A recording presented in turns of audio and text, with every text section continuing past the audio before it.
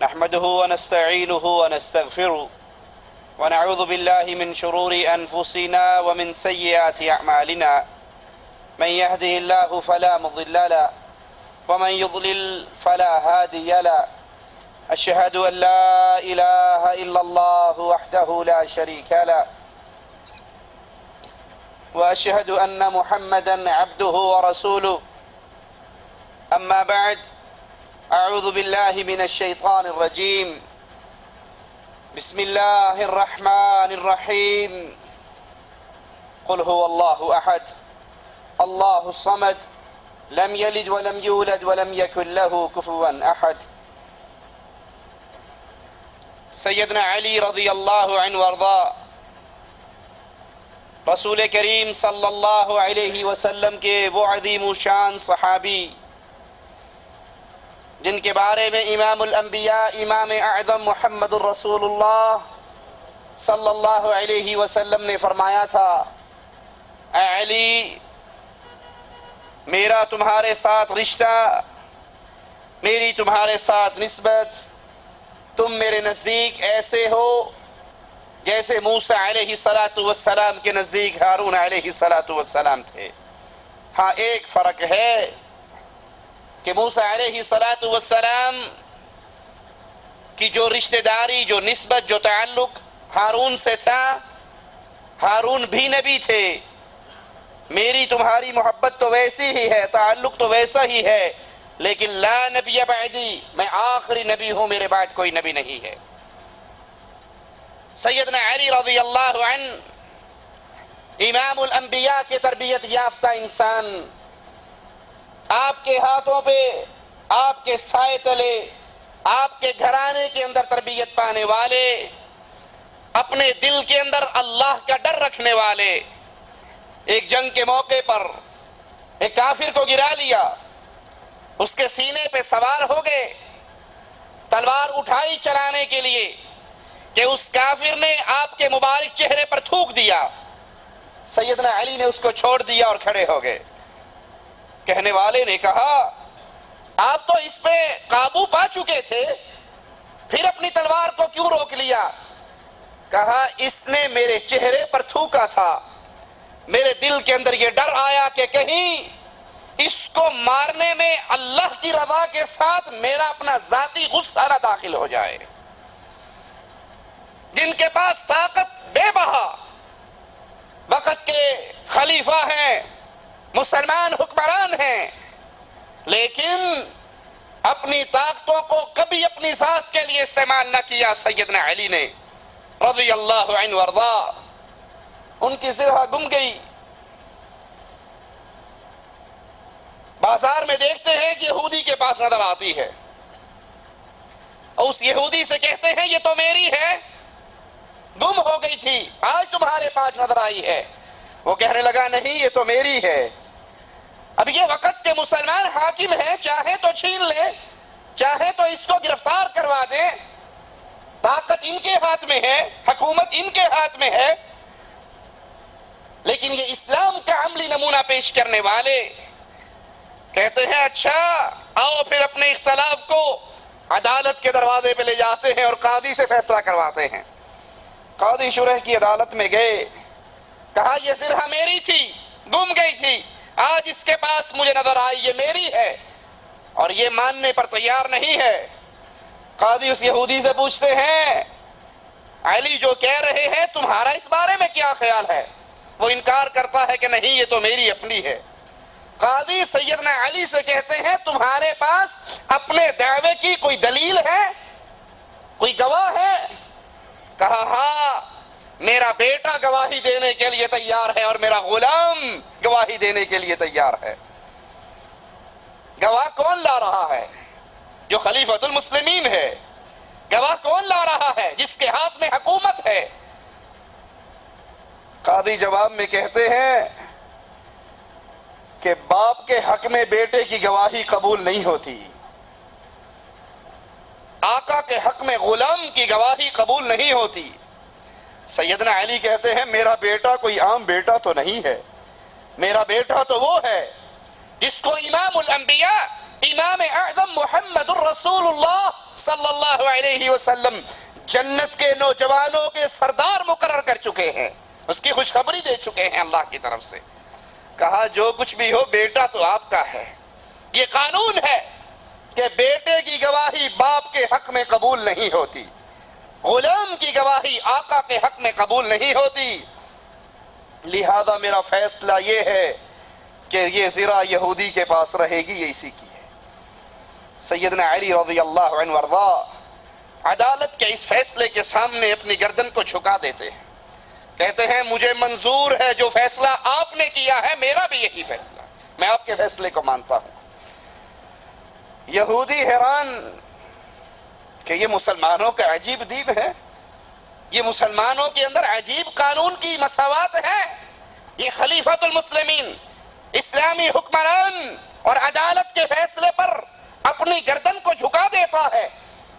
وہ اعلان کرتا ہے کہ آپ بھی سچے ہو، آپ کا دین بھی سچا ہے، یہ زرہ میری نہیں سیدنا علی کی ہے، میں ان کو لوٹاتا ہوں اور اشہد ان لا الہ الا اللہ کا نعرہ لگا کر اہل ایمان میں شامل ہو جاتا ہے۔ وہ سیدنا علی رضی اللہ عنہ وارضا کہ جب اللہ کے رسول صلی اللہ علیہ وسلم کے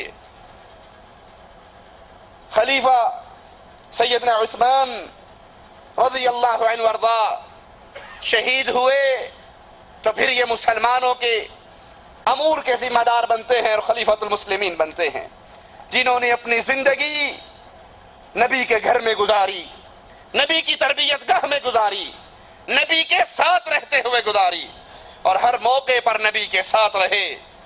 فتح مکہ کے بعد عرب قبائل بڑی کثرت سے اسلام میں داخل ہونے لگے اور ظاہر خیال یہی ہوا کہ اب امن و امان، سکون اور شانتی کا دور دورہ ہونے والا ہے، لیکن یہ خیال چند دنوں کے لیے اور کچھ وقت کے لیے رہا۔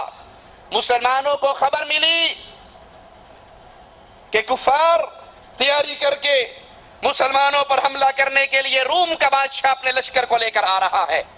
رسول کریم صلی اللہ علیہ وسلم اس بڑھتے ہوئے طوفان کے منہ کو روکنے کے لیے مسلمان فوج لے کر اس کے مقابلے کے لیے نکلتے ہیں اور 30,000 مسلمان اللہ کے رسول صلی اللہ علیہ وسلم کے ساتھ آقا علیہ السلام چلتے ہوئے سیدنا علی کو مدینے میں اپنا قائم مقام بنا کر جاتے ہیں۔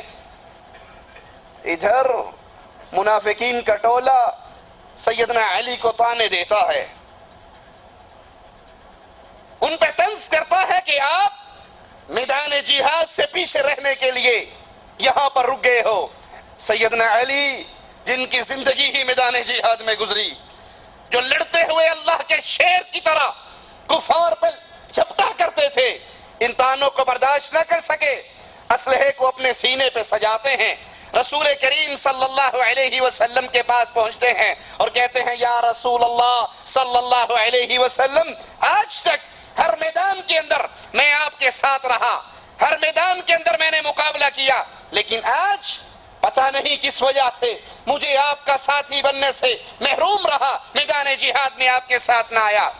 اللہ کے رسول صلی اللہ علیہ وسلم حضرت علی کے جذبات کو سمجھتے ہیں اور محبت سے علی کی طرف دیکھ کر کہتے ہیں علی، کیا تم اس بات سے راضی نہیں ہو، کیا تم اس بات سے خوش نہیں ہو کہ میرا تمہارے ساتھ وہی تعلق ہے جو موسیٰ کو ہارون کے ساتھ تھا، جو موسیٰ علیہ السلام کو ہارون کے ساتھ تعلق تھا، وہی میرا تعلق تمہارے ساتھ ہے، لیکن میرے بعد نبی کوئی نہیں اور موسیٰ کے بعد ہارون بھی نبی تھے۔ سیدنا علی رسول کریم صلی اللہ علیہ وسلم کی یہ بات سن کر خوش ہو جاتے ہیں اور واپس مدینے آ کر نبی کی لگائی ہوئی ڈیوٹی کو پورا کرتے ہیں۔ یہ تبوک کا سفر ہے، اللہ کے رسول صلی اللہ علیہ وسلم واپس آ رہے اور واپس آ کر سیدنا خالد بن ولید رضی اللہ عنہ وارضا کو یمن کی طرف روانہ کرتے ہیں کہ قبیلے کو اسلام کی دعوت دے۔ سیدنا خالد وہاں پر پہنچتے ہیں لیکن یہ قبیلہ اسلام لانے کے لیے تیار نہیں ہوتا، واپس لوٹ آتے ہیں۔ رسول کریم صلی اللہ علیہ وسلم سیدنا علی کو روانہ کرتے ہیں اور قبیلہ ہمدان کی طرف ایک خط بھی ان کے ہاتھ میں دیتے ہیں۔ سیدنا علی رضی اللہ عنہ وارضا اس خط کو لے کر اللہ کے نبی علیہ الصلوۃ والسلام کے اس پیغام کو لے کر یمن پہنچتے ہیں اور ان کے سامنے رسول کریم صلی اللہ علیہ وسلم کا پیغام ان کو پڑھ کر سناتے ہیں اور بڑے دل نشین انداز میں ان کے سامنے اسلام کی سچی اور سچی دعوت بھی پیش کرتے ہیں. ایک طرف نبی کا خط ہے، ایک طرف علی کا انداز بیاں ہے جن کے بارے میں صحابہ کہا کرتے تھے ہمارے اندر سب سے بہترین قاضی بھی علی ہے اور بہترین خطیب بھی علی ہے رضی اللہ عنہ وارضا. کفار کے دل اسلام کے لیے کھل جاتے ہیں اور وہ اسلام کے اندر داخل ہو جاتے ہیں. ہجرت کے 10ویں سال سیدنا علی رضی اللہ عنہ وارضا کو قبیلہ مذہج کو اسلام کی دعوت دینے کے لیے یمن کی طرف روانہ کیا گیا. 300 سوار سیدنا علی کے ساتھ ہیں. وہ اس قبیلے میں پہنچتے ہیں، ان کو اسلام کا پیغام دیتے ہیں، لیکن یہ قبیلہ، یہ اہل یمن لڑنے اور مرنے کے لیے تیار ہو جاتے ہیں. سیدنا علی کے ساتھ صرف 300 ہیں. آپ بھی اپنی صفوں کو سیدھا کر لیتے ہیں، اگرچہ تعداد تھوڑی ہے لیکن یہ نبی کریم صلی اللہ علیہ وسلم کے صحابہ، یہ آپ کے ساتھی، یہ آپ کے تربیت یافتہ جن کی نظریں تعداد پر نہیں ہوا کرتی، اللہ کی مدد پر ہوا کرتی. زبردست جنگ ہوتی ہے اور وہ کفار شکست کھاتے ہیں. ان کے قبیلے کا سردار سیدنا علی کے پاس آتا ہے اور آ کر مسلمان ہوتا ہے اور قبیلے کے کچھ اور لوگ بھی مسلمان ہوتے ہیں. رسول کریم صلی اللہ علیہ وسلم سیدنا علی کو 3 ماہ کے لیے اسی علاقے میں قاضی مقرر کرتے ہیں اور سیدنا علی یہاں پر رہ کر اپنے قول سے، اپنے فعل سے ان لوگوں کو اسلام کی دعوت دیتے ہیں. اسی سال سیدنا علی رسول کریم صلی اللہ علیہ وسلم کے ساتھ حج کرنے کی سعادت مندی بھی پاتے ہیں اور اللہ کے رسول صلی اللہ علیہ وسلم سیدنا علی کو قربانی کے اونٹوں کا گوشت تقسیم کرنے کی ذمہ داری دیتے ہیں. اور یہ رسول کریم صلی اللہ علیہ وسلم کا پہلا اور آخری حج ہے. یہ حجۃ الوداع ہے. اس سے واپسی پر آقا علیہ الصلوۃ والسلام بیمار ہوئے اور ہجرت کے 11ویں سال اس دنیا سے رخصت ہو گئے. سیدنا علی نے دوسرے صحابہ کے ساتھ مل کر آپ کو غسل دیا اور پھر اسامہ بن زید، عبد الرحمن بن عوف اور فضل بن عباس کے ساتھ مل کر رسول کریم صلی اللہ علیہ وسلم کو قبر میں اتارا. نبی کی وفات کے بعد مسلمان ابو بکر صدیق رضی اللہ عنہ وارضا کے ہاتھ پر اکٹھے ہو جاتے ہیں، بیعت کر لیتے ہیں، ان کو اپنا خلیفہ چن لیتے ہیں اور ابو بکر سیدنا علی سے بڑی محبت کرتے ہیں، خلافت کے معاملات میں ان سے مشورے کرتے ہیں. اسی لیے جب سیدنا علی سے سوال ہوا تھا ان کی خلافت پر بیٹھنے کے بعد کہ ابو بکر و عمر و عثمان کے دور میں اتنے فتنے نہیں تھے جتنے آپ کے دور میں ہیں، اس کی کیا وجہ ہے؟ تو آپ نے کہا تھا ابو بکر عمر عثمان کا مشیر میں تھا، ان کو مشورے میں دیا کرتا تھا، مجھے مشورے تم دیتے ہو، میرے مشیر تم ہو. ان کا مشیر میں تھا. سیدنا ابو بکر اپنے خلافت کے معاملات میں سیدنا علی سے مشورہ لیتے اور رسول کریم صلی اللہ علیہ وسلم کی وفات کے 6 ماہ بعد فاطمہ رضی اللہ تعالی عنہا بھی فوت ہو جاتی ہیں. سیدنا علی کے لیے یہ دوسرا بڑا صدمہ، آقا علیہ الصلوۃ والسلام کی وفات اور پھر آپ کی لخت جگر کی وفات.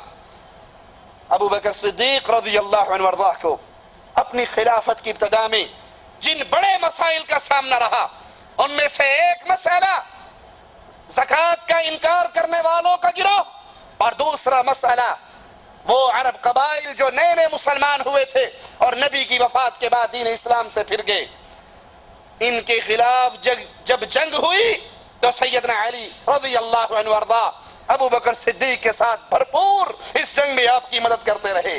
سیدنا عمر رضی اللہ عنہ وارضا 10.5 سال خلافت کا یہ دور انہوں نے مشوروں کے لیے کمیٹی مقرر کی اور سیدنا علی سیدنا عمر کی اس کمیٹی کے رکن رہے.